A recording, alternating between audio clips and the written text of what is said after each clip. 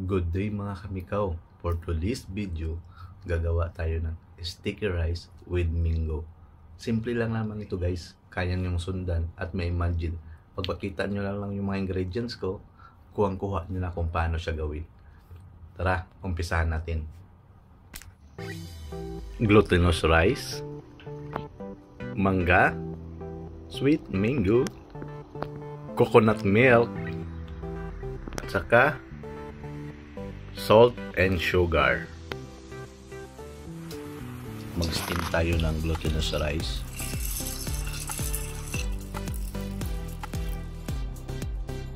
I-slice natin ang mangga.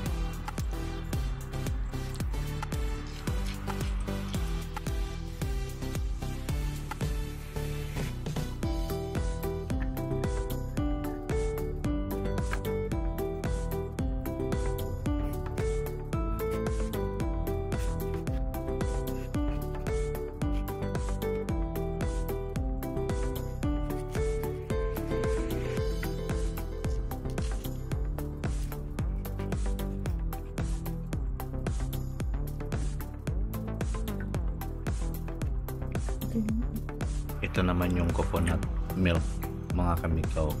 Nilagyan na natin ng sugar at saka yung konting asin.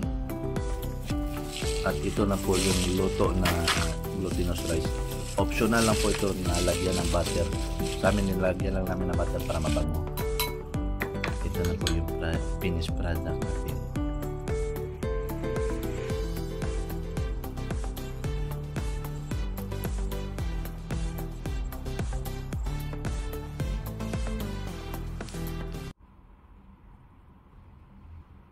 Unang tikim with mango.